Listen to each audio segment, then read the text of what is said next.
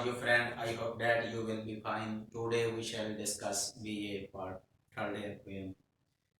The solitary rappers फितरत को जांचने का अमल रिटर्न विलियम वर्ड्सवर्थ ने लिखी थी. He was born 7 April 1770 and died 3 अप्रैल 1750 को ये बहुत हुआ था. तो William Wordsworth was the poet of nature. ये नेचर का जो था वो शायर था. उसने ये नज़म लिखी है. वो कहता है कि मैं एक दफा जा रहा था तो एक खेत में एक लड़की जो थी वो फसल काट रही थी. अकेली थी, तनहा थी और वो गाना गा रही थी. काट भी रही थी और गा भी रही थी. लेकिन उसकी जो आवाज़ थी वो बहुत ही प्यारी आवाज़ थी. ना तो बुलबुल ने ऐसा कोई गाना गाया है, ना कोयल ने कोई ऐसा गाना गाया है, किसी बर्ड ने भी ऐसी सुरीली आवाज में कोई गाना नहीं गाया. लेकिन उसकी आवाज जो थी वो पूरी वादी में जो थी वो फैल गई थी. फिर वो गैस करता है कि ये कौन है और ये क्या गा रही है. कोई मुझे बता सकता है कि ये क्या गा रही है. और फिर वो गैस करता है कि हो सकता है कि इसको ये कोई दुख हो, दुखी गाना गा रही हो, या हो सकता है कि जंगों के किस्से वगैरह गा रही हो, या हो सकता है कि नेचर ने इसको दुख दिया हो उसको गा रही हो, या इसको कोई तकलीफ हो इसलिए गा रही हो. कहते हैं कि वो जो दुशीजा थी वो गा भी रही थी और फसल भी काट रही थी. लेकिन उसका जो गाना था वो ना खत्म होने वाला था और वो द्रांति के साथ फसल काट रही थी और मैं उसके गानों को बेहिस्सो हरकत जो था वो सुन रहा था.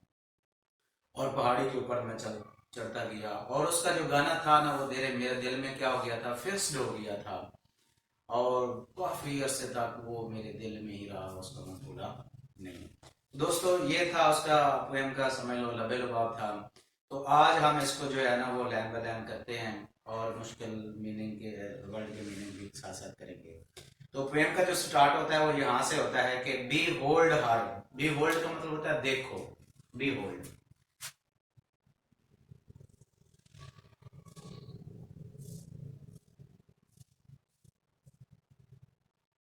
देखो हर उसे. सिंगल इन द फील्ड, जो तनहा खेत में है. Yon, that is a slang word. Yonder से निकला है. यौन का मतलब होता है दूर. यौन दूर. सोलिटरी, हाईलैंड, लास. लास कहते हैं नौजवान लड़की को.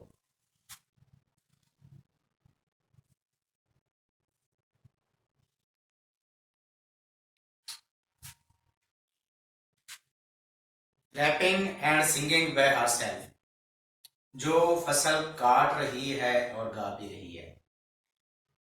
तो शायर कहता है कि देखो वो तनहा खेत में उस नौजवान लड़की को जो फसल काट रही है और साथ गा रही है.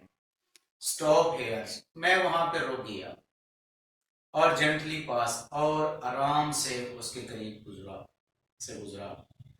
Alone he cuts and bands the grain, वो अकेली जो थी वो फसल काट रही थी और बांध भी रही थी. एंड सिंग्स आ मेलनकोली. मेलनकोली का मतलब होता है दुखी.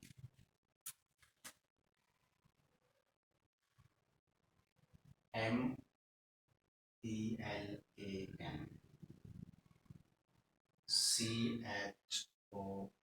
मेलनकोली का मतलब होता है दुखी. स्ट्रेन, गीत. STRAIN, स्ट्रेन, गीत. वो फसल काट रही थी और अकेली उसको बांध भी रही थी और कोई दुखी सा गीत गा रही थी. ओ लिसन, सुनो लोगो. For the vale, vale performed.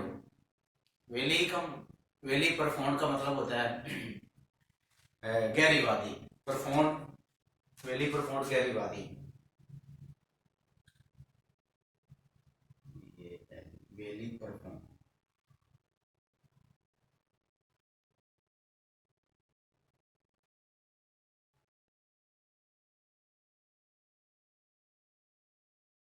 गहरी वादी. उसकी जो आवाज थी वो गहरी नीचे गहरी वादी में is overflowing with the sound, उसका जो गीत था वो पूरी वादी में ओवरफ्लोइंग गूंज रहा था और वादी से भी बाहर जा रहा था।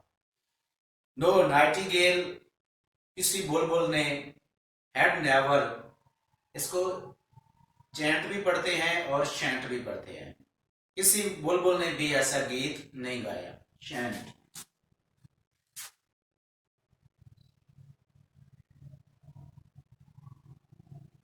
शैंट गाना, गीत, किसी बुलबुल ने भी ऐसा गीत नहीं गाया। मोर वेलकम नोटिस, और जो आने जाने वाले को खुशामदीद कहते हैं।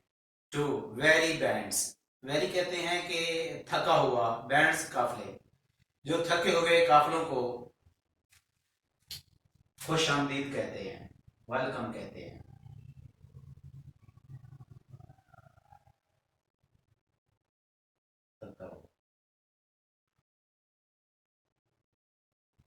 बैंड्स कहते हैं काफले, कारवान, काफले। ऑफ ट्रेवलर्स, ट्रेवलर्स का मतलब होता है मुसाफिरों को। In some shady hearts, shady hearts का मतलब होता है नखलिस्तान में सैदार दरख्त। अमंग अरेबियन सैंड्स, यानी अरब के सहरा में जो काफिले आते थे वो नखलिस्तान में दरख्त के नीचे बैठते थे, तो कुकू क्या करते थे, वो जो गीत गाते थे उनको खुशामदीद कहते थे। A voice so thrilling never was heard, जो आवाज थी ना वो बहुत ही पुरजोश थी, दिल को में भा जाने वाली थी। नेवर वाज हेयर्ड, मैंने पहले कभी भी नहीं सुनी। इन स्प्रिंग, हत्ता के मौसम बहार में, इन स्प्रिंग टाइम, हत्ता के मौसम बहार में, from the cuckoo bird, cuckoo bird की भी ऐसी आवाज नहीं थी। Breaking the silence of seas, ये जो आवाज थी ये समंदर की खामोशियों को तोड़ रही थी। अमंग द फारडेस्ट, बहुत दूर, हिप रीड्स, एक एयरलैंड के ऊपर जो है बहुत दूर तक जो थी ये आवाज जा रही थी।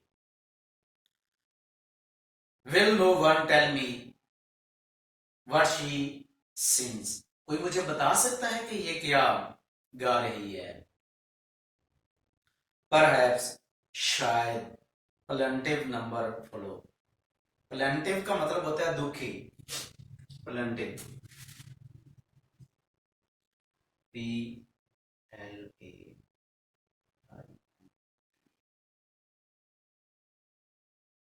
आगे जो शायर है ना ये गैस कर रहा है कि हो सकता है कि ये कोई दुखी गीत गा रही हो। Number follow for old unhappy, या कोई माजी की याददाश्त के बारे में गा रही हो। Far off things and battle long ago, या जंगों के जो जंगें गुजरी हैं उनके बारे में कोई गीत गा रही हो। और या इज इट मोर हम्बल ले, हम्बल ले का मतलब होता है सादा कलाम, humble,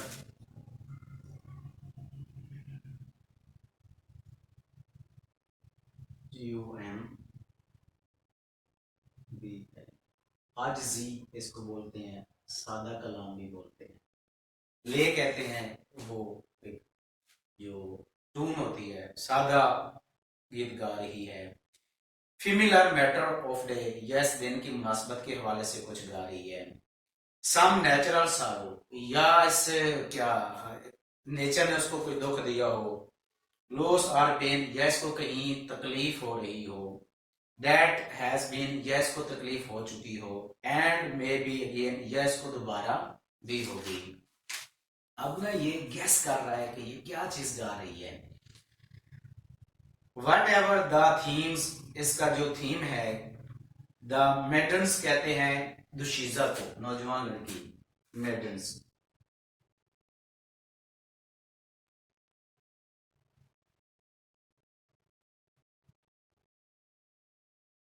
दुशीजा sing as if her song could have no ending, कहते हैं कि वो जो नौजवान लड़की गा रही थी ना उसका जो गाना था ना वो ना खत्म होने वाला था, लामादूद था।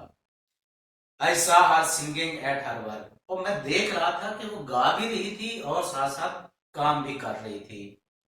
And over the sickle bending, sickle कहते हैं दरांती को।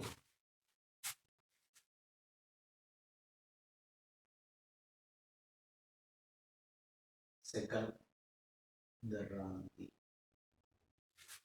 बैंडिंग काट रही थी। I listen motionless and still, motionless बेहिस्सो हरकत, मैं उसको सुनता गया। And still and as I mounted up the hills, मैंने आगे में भी हो सकता है शायद में कहीं और भी जाना हो, और वो पहाड़ के ऊपर जो था वो चढ़ता गया। अब कहता है the music in my heart, जो गीत था ना, आई बोर, वो बोर, बोर का यहाँ पे मतलब होता है फिक्स हो जाना, बोर।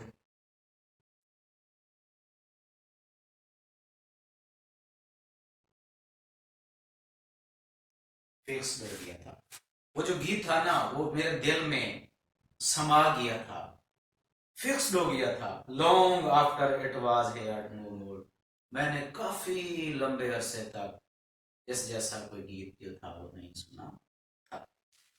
तो दोस्तों ये थी इसकी विलियम वर्ड्सवर्थ की लिखी हुई एक पोएम। मुझे उम्मीद है कि आप लोगों को समझ आई होगी।